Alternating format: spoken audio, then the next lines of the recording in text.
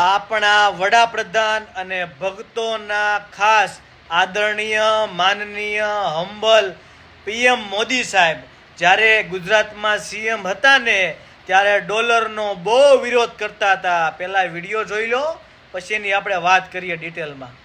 ये ऐसे नहीं होता मित्रों, मैं शासन में बैठा हूं, मुझे मालूम है इस प्रकार से रुपया इतनी तेजी से गिर नहीं सकता। अरे ये नेपाल का रुपया नहीं गिरता है, बांग्लादेश की करेंसी नहीं गिरती है, पाकिस्तान की करेंसी नहीं गिरती, श्रीलंका की करेंसी नहीं गिरती। क्या कारण है हिंदुस्तान का रुपया पतला होता जा रहा है?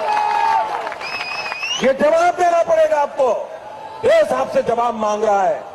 જોયો ને દોસ્તો વિડીયોમાં, આપણા નરેન્દ્ર મોદી સાહેબ ગુજરાતમાં જ્યારે સીએમ હતા ને ત્યારે ડોલરનો ભાવ 55 થી 60 રૂપિયા હતો અને આજની તારીખે આજે 25 સપ્ટેમ્બર 2025 નો દિવસ છે અને આજની તારીખે 88.74 રૂપિયા ડોલરનો ભાવ છે।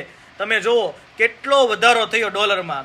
પણ પીએમ સાહેબ એક વખત કાંઈ ડોલર વિશે કાંઈ નથી બોલતા। કેમ કે એની પાસે સત્તા છે ને, એટલે તાનાશાહી ફૂલ કરવી છે, ફૂલ ભાવ વધારો અને મંદીનો માહોલ છે, કાંઈ બોલશે નહીં। આ જ્યારે સત્તા નહોતી ને ત્યારે બડબડ કરતા હતા।